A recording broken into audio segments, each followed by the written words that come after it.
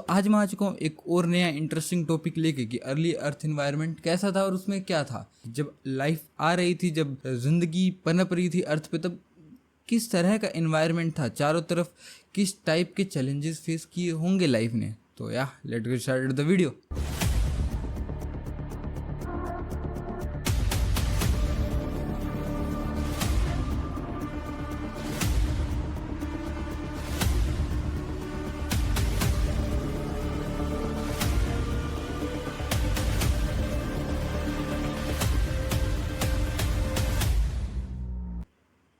Okay, तो अभी बात करते हैं बेसिक्स के बारे में। तो अब तुम मुझे बताओ कि अर्ली अर्थ इन्वायरमेंट का नेचर क्या था। क्या वो स्ट्रांगली रिड्यूसिंग था, क्या वो वीकली रिड्यूसिंग था, क्या वो न्यूट्रल था, क्या वो ऑक्सीडाइजिंग इन्वायरमेंट था? बताओ। तुम में से काफ़ी सारे लोगों ने स्ट्रांगली रिड्यूसिंग कहा होगा, जो कि गलत है। मैंने काफ़ी सारे लोगों को देखा है वो स्ट्रांगली रिड्यूसिंग बोलते हैं, जो कि गलत है, क्योंकि स्ट्रांगली रिड्यूसिंग नहीं था, वो वीकली रिड्यूसिंग था। उसके बारे में अपन आगे बात करेंगे। तो सबसे पहले इस मामले में बात करते हैं, अगर आप अर्ली अर्थ इन्वायरमेंट में चले जाते तो तुम्हें क्या चीज़ देखने को मिलती? तुम्हें देखने को मिलता कि चारों तरफ जो इन्वायरमेंट है वो कुछ रेडिश टाइप का है, थोड़ा रेडिश ऑरेंजिश टाइप का है, एंड चारों तरफ सिर्फ ठंडर ठंडर ठंडर बिजलियाँ चमकी जा रही है, एंड काफ़ी वर्स कंडीशंस देखने को लग रही है। अभी और भी सुनो, जो ओशन है वो बहुत हाई टेम्परेचर पे है, गर्म है, तप रहा है, और उसके अंदर काफ़ी सारा मिनरल है, वो मिनरल्स वगैरह है, एंड वो ग्रीनिश कलर का दिख रहा है। तुम्हें लग रहा होगा एल्गी का रंग ग्रीन कलर का दिख रहा होगा। ना ना ना ना, एल्गी का रंग ग्रीन नहीं दिख रहा, उसके अंदर डिजोल्व आयरन है एट दैट पॉइंट। ये आगे काम आएगा, आगे मैं इसके बारे में बताऊंगा, याद रखना। और अगर तुम अर्ली अर्थ एनवायरनमेंट में चले भी गए तो तुम्हें ग्राउंड कैसा देख, जमीन तो देखो बंजर ही है और उसके अंदर भी दुनिया भर के अर्थक्वेक, क्योंकि वो इन्वायरमेंट बिल्कुल स्टेबल नहीं था, तो तुम्हें दुनिया भर के अर्थक्वेक्स देखने को मिलेंगे। एंड मेरे को नहीं लगता तुम रह सकते हो उधर, तो वापस आ जाना। एंड एक और बात, तुम उधर स्मेल भी नहीं कर सकते। स्मेल भी तो कितनी खतरनाक आएगी उधर, रोटन एग लाइक स्मेल आएगी, बहुत खतरनाक, वोल्केनिक इरप्शंस के कारण है। और उधर तुम्हें साउंड जो सुनने को मिलेगी वो ऑब्वियसली थंडरस्टॉर्म हो रहा है, तो उसी की बिजली की कड़कने की आवाज़ तुम्हें दुनिया भर की सुनने वाली है। एंड उधर रेडिएशंस जो है बहुत एक्सट्रीम होने वाली है, क्योंकि एट दैट पॉइंट अपना जो इन्वायरमेंट था वो काफ़ी हद तक रिड्यूसिंग साइड था, तो ऑक्सीजन नहीं थी, तो उसके कारण ओजोन लेयर भी नहीं फॉर्मेशन हुआ था। तो तुम्हें यूवी रेडिएशन से डायरेक्ट एक्सपोजर देखने को मिलेगा, एंड डायरेक्टली स्किन कैंसर जल्द न जल्द हो जाएगा। तो अब अगर रेडिएशंस की बात ही हो चुकी है तो एक इंटरेस्टिंग टॉपिक के बारे में बात कर ही ली जाए कि जब शुरू में यूवी रेडिएशंस अर्थ पे आ रही थी वो एक स्पेसिफिक डायरेक्शन में पोलराइज्ड थी। अब वो पोलराइजेशन किसने किया? स्पेस के अंदर जो हल्की हल्की डस्ट होती है उसने इस चीज़ को पोलराइज किया, लाइट को। एंड जब वो अर्थ में एंटर की तो उन्होंने राइट हैंडेड, लेफ्ट हैंडेड को छोड़ दिया, राइट हैंडेड अमीनो एसिड्स को ज़्यादा डिस्ट्रॉय किया then compare to left handed. तो इसके कारण तुम देख सकते हो उस टाइम पे जो लेफ्ट हैंडेड अमीनो एसिड्स थे उनकी डोमिनेंस हुई। उसके बाद में उन्होंने आगे प्रोटीन फॉर्म किया, एंड वही आज अपनी लाइफ में अपन को देखने को मिलते हैं। तो अर्ली अर्थ इन्वायरमेंट का इतना फ़र्क पड़ा था, छोटी से छोटी चीज़ का फ़र्क पड़ा था, डस्ट तक का फ़र्क पड़ा था कि डस्ट कौन से डायरेक्शन में रेडिएशंस को पोलराइज करती है, इस चीज़ का भी फ़र्क पड़ता है। तो अगर मान लो किसी तरीके से अपन right handedly cold amino acid use कर ले तो क्या होगा? उसे कहते हैं मिरर लाइफ। और अगर तुम्हें उस चीज़ पे इंटरेस्ट आ रहा है कि क्या होगा, ये काफ़ी ख़तरनाक चीज़ है, मैं पहले ही बता देता हूँ। तो सब्सक्राइब कर लो, मैं इस पर पूरी सीरीज़ लाने वाला हूँ और काफ़ी इंटरेस्टिंग कंसेप्ट है। मैंने खुद को पढ़ा था, मेरे को खुद को इंटरेस्टिंग लगा। तुम्हें अगर जानना है तो तुम कमेंट्स में कमेंट डाल दो कि भाई वीडियो चाहिए, मैं लेके हाजिर हो जाऊँगा। तो अब बात करते हैं कि अपन को कैसे पता लगा कि वो इन्वायरमेंट वीकली रिड्यूसिंग था। मैं बोल दूँ कि ऑक्सीडाइजिंग था। कौन रोक सकता है मुझे? साइंस रोक सकता है, ठीक है। तो अपन इसी चीज़ पे बात करने वाले हैं कि कैसे अपन को पता लगा कि वो रिड्यूसिंग था। अब अगर रिड्यूसिंग इन्वायरमेंट अपन को पता लगाना तो अपन को काफ़ी सारे मेथड्स यूज़ करने पड़ेंगे। ये इतना आसान नहीं है कि अपन पता लगाए कि रिड्यूसिंग था कि नहीं था, ऑक्सीडाइजिंग था। अपन जाके तो पता लगा नहीं सकते या किसी तरह से देख तो सकते नहीं है। तो अपन को एस्टिमेशंस लगाने पड़ेंगे, साइंटिफिक प्रूफ्स ढूंढने पड़ेंगे, जो भी रेमिनेंट्स हैं एशियन टाइम के वो सारे अपन को देखने पड़ेंगे, एनालाइज करने पड़ेंगे, देन अपन को एक रिजल्ट पे आना होगा। तो उसके लिए काफ़ी सारे तरीके हैं, बट उन सारी तरीक़ों को मैं बताऊंगा। पर सबसे पहले अपन बात करते हैं वोल्केनिक इरप्शंस के बारे में।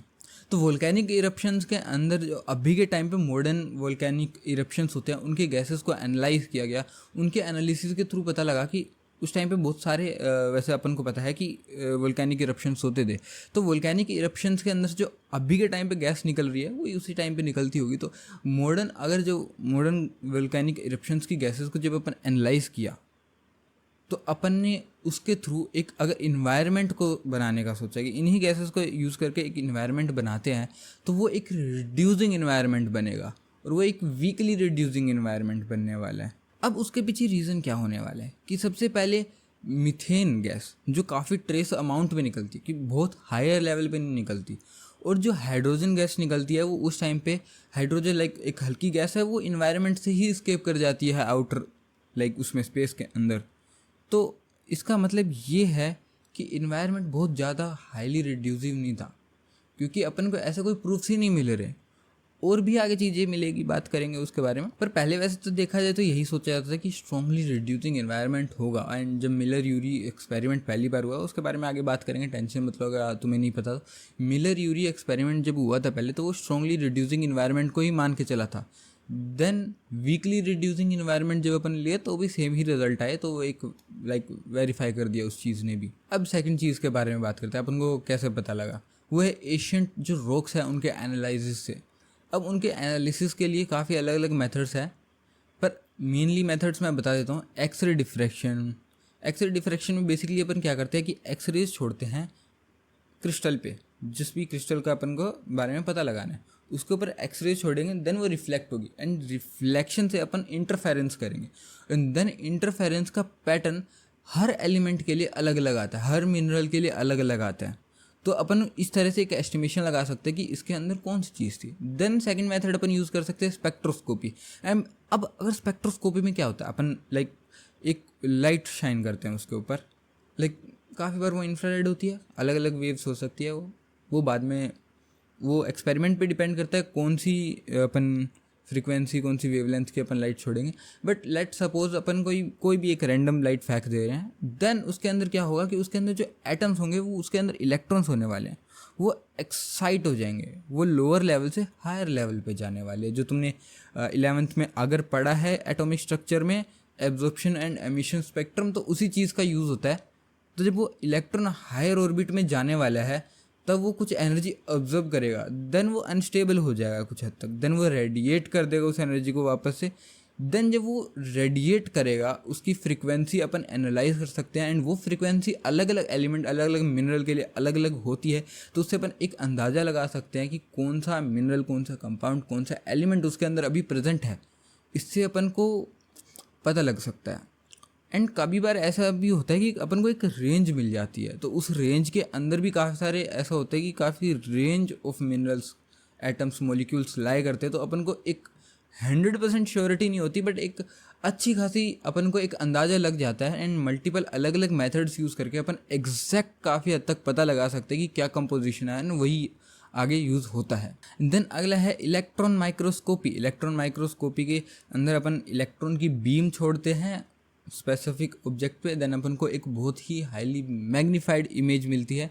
उसका एनालिसिस के थ्रू अपन को आगे और चीज़ें पता लगती है। एंड और भी मेथड होते हैं जैसे कि आइसोटोप एनालिसिस, जिसके अंदर जैसे कार्बन डेटिंग हो गया एंड यूरेनियम डेटिंग हो गया, इस टाइप के मेथड्स भी यूज़ होते हैं। एंड एक पेट्रोग्राफिक माइक्रोस्कोपी भी यूज़ होती है। इसके अंदर पोलराइज्ड लाइट छोड़ी जाती है लाइक स्पेसिमेन पे या ऑब्जेक्ट पे। काफ़ी छोटा अपन पत्थर का पीस लेते हैं एंड उसके ऊपर पोलराइज्ड लाइट छोड़ते हैं। देन अलग अलग लाइक मिनरल्स, अलग अलग चीज़ें अलग अलग पैटर्न शो करती है, तो कलर्स एंड पैटर्न्स शो करती है। तो उसके हिसाब से अपन एनालिसिस कर सकते हैं कि उसमें क्या प्रेजेंट है एट दिस पॉइंट। तो अब बात करते हैं कि एग्जैक्टली अपन इन मेथड से पता क्या लगा रहे हैं। अपन ने ये तो पता लगा लिया मेथड्स क्या है, पर मेथड से अपन पता क्या लगा रहे हैं इन मेथड से। तो अपन इन मेथड से ये चीज़ें पता लगा रही है कि उसके अंदर है क्या, कंपाउंड्स कौन थे। जैसे कि FeS2 अगर उसके अंदर है तो ये एक रिड्यूसिंग नेचर की तरफ पॉइंट कर रहा है। अगर ये बहुत टाइम से प्रिजर्व्ड है स्टोन, एंड ये मतलब लाइक 3.2 बिलियन ईयर एगो की बात है ये, तो अगर उस टाइम पे अगर अपन को कोई रॉक उस टाइम का मिल जाता है, कार्बन डेटिंग के थ्रू अपन पता लगा सकते हैं, कार्बन यूरेनियम डेटिंग के थ्रू कि वो कितना पुराना है। एंड अगर वो उसके अंदर FeS2 टू मिलता है, इट डज मीन कि हाँ वो एक रिड्यूसिंग इन्वायरमेंट को झेल चुका है। एंड एक और चीज़ है UO2, अगर ये चीज़ भी उसके अंदर प्रेजेंट है तो हाँ वो रिड्यूसिंग इन्वायरमेंट को झेल चुका है। एंड एक अगला मेथड और बताता हूँ रिड्यूसिंग इन्वायरमेंट पता लगाने का, उसे कहते हैं बैंडेड आयरन फॉर्मेशन। अब ये काफ़ी इंटरेस्टिंग टॉपिक है, ये काफ़ी सिंपल भी है और इंटरेस्टिंग भी है, तो इसके बारे में बात करते हैं। सबसे पहले आयरन का जो +2 स्टेट है वो वाटर में सोल्यूबल होता है, वो पानी में घुल जाता है। तो मैंने कहा था कि ग्रीनिश टाइप का दिख रहा होगा, लाइक अर्ली अर्थ का ओशन, तो उसके अंदर आयरन सोल्यूबल फॉर्म में है एट दिस पॉइंट। और रिड्यूसिंग इन्वायरमेंट, अभी के टाइम पे तुम आयरन को सोल्यूबल नहीं करते क्योंकि वो +3 स्टेट में सोल्यूबल नहीं होता और ऑक्सीडाइजिंग इन्वायरमेंट में वो ऑक्सीडाइज हो जाता है। पहले के टाइम पे अच्छा खासा आयरन उसके अंदर डिजोल्व था ओशंस के अंदर। देन आए अपने साइनोबैक्टीरिया, मतलब ब्लू ग्रीन एल्गी जिसे अपन प्यार से कहते हैं, तो उन्होंने क्या किया, ऑक्सीजन फर्स्ट टाइम इन्वायरमेंट में इंट्रोड्यूस की। उसके कारण जो आयरन +2 स्टेट में था वो +3 स्टेट में गया। और लाइक अभी वैसे तो एक और चीज़ भी है, कंसेप्ट आ रहा है डार्क ऑक्सीजन का, उसके बारे में अगर तुम्हें इंटरेस्टेड है तो तुम मेरे को कमेंट्स में बता सकते हो, उस पर भी मैं वीडियो बना दूंगा, कोई टेंशन की बात नहीं, तुम बस टॉपिक लिखो, मैं वीडियो लेके हाजिर हो जाऊंगा, डोंट वरी। तो हाँ, बैक टू द टॉपिक। तो आयरन को वो +3 स्टेट में कन्वर्ट कर देता है एंड देन वो हाइड्रोक्साइड की फॉर्म में आ जाते हैं। एंड देन हाइड्रोक्साइड के बाद वो कन्वर्ट हो जाते हैं ऑक्साइड्स के फॉर्म में। अभी देखो ऑक्साइड्स के एग्जाम्पल अगर तुम्हें सुनने में इंटरेस्ट है तो मैं एग्जाम्पल बताऊँ, हेमीटाइट और मैग्नीटाइट, ये देख लो अगर तुम्हें इंटरेस्ट है तो। अब जब ये ऑक्साइड्स फॉर्म हो जाते हैं तो ये ओशन के नीचे एक लेयर बना देते हैं एंड वो लेयर टाइम टाइम थिक हो जाती है और उसे ही अपन बैंडेड आयरन बोलते हैं। एंड देन ये सिर्फ तभी पॉसिबल है जब इन्वायरमेंट पहले रिड्यूसिंग था देन ऑक्सीजन आया, वरना ये चीज़ करना पॉसिबल नहीं है। तुम कैसे कर लोगे, क्योंकि तुम्हें पहले सोल्यूबल आयरन चाहिए होगा जो +2 स्टेट में और रिड्यूसिंग इन्वायरमेंट में होता है। कैसा लगा कॉन्सेप्ट, इंटरेस्टिंग था। अब एक और वे है, मतलब वेज तो और भी हो सकते हैं, बट एक अपन वेरिफिकेशन का भी एक देख लेते हैं। तो एक वेरिफिकेशन का वे, तो अपन वेरिफिकेशन कर सकते हैं मिलर यूरी एक्सपेरिमेंट से। अब मिलर यूरी एक्सपेरिमेंट तुमने NCERT क्लास 12th में बायो की, अगर तुमने पढ़ी है तो तुम्हें पता होगा मिलर यूरी एक्सपेरिमेंट क्या है। जिन्हें नहीं पढ़ा, it's okay, I will explain now. तो मिलर यूरी एक्सपेरिमेंट कुछ ऐसा दिखता है, तुम्हें स्क्रीन पे दिख रहा होगा। तो इसके अंदर जो तुम ये देख रहे हो इलेक्ट्रिकल स्पार्क, ये रिप्रेजेंट कर रहा है उस टाइम पे, तो ये बिजली कड़कने को रिप्रेजेंट करता है। एंड देन जब नीचे जाएगा तो वो ठंडी हो जाएगी, जो ओशन का नीचे वाला एरिया शो कर रहा है। एंड देन पानी जाएगा उसके अंदर से और बाद में आगे जाके वो हीट हो जाएगा, जो एक ऊपर का एरिया, लाइक ओशन के ऊपर का जो एरिया है वो रिप्रेजेंट कर रहा है। देन वो लाइक स्टीम बन जाएगी, ऊपर जाएगी, फिर से सेम चीज़ रिपीट होगी। और उधर साइड में इलेक्ट्रिकल स्पार्क जिधर हो रहा है वो एक एनर्जी का सोर्स भी है, जिधर से H2O, CH4, NH3 और H2 गैसेस उधर जो दिख रही है वो प्रिमिटिव अर्थ के अंदर गैसेस प्रेजेंट थी। अब वो गैसेस के साथ रिएक्शन वगैरह होके बायोमोलिक्यूल्स का आगे फॉर्मेशन होता है, जो biomolecules is precursor for life, इधर से ही लाइफ आई थी। तो ये एक पता लगा सकते हैं, क्योंकि अगर इसमें अपन ने रिड्यूसिंग इन्वायरमेंट लिया है, जो गैसेस लिया है वो रिड्यूसिंग इन्वायरमेंट की गैसेस ली है, तो इसका मतलब ये है कि रिड्यूसिंग इन्वायरमेंट में बायोमोलिक्यूल्स का फॉर्मेशन हुआ, देन लाइफ फॉर्म।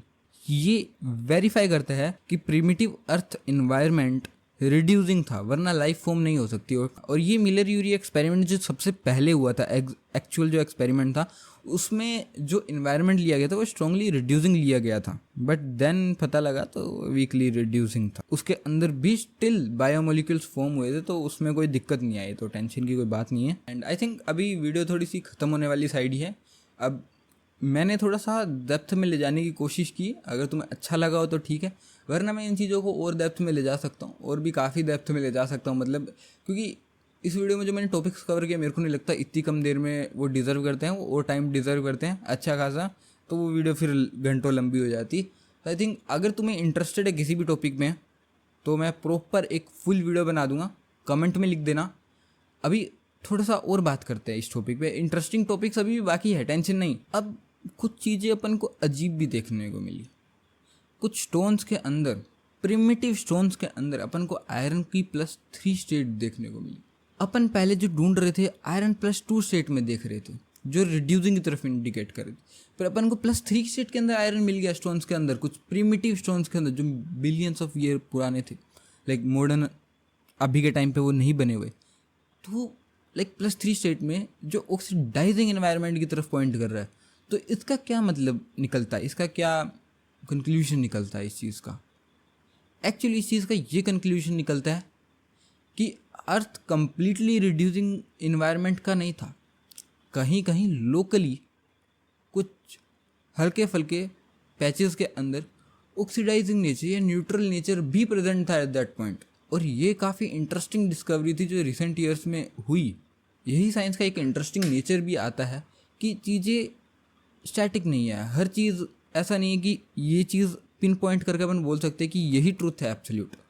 चीज़ें आती है, नया मॉडल, इम्प्रूव्ड मॉडल आता है, एंड देन चीज़ें कम्प्लीटली चेंज हो जाती है। और यही साइंस की काफ़ी अच्छी बात है, कंटिन्यूसली इवॉल्व होती रहती है।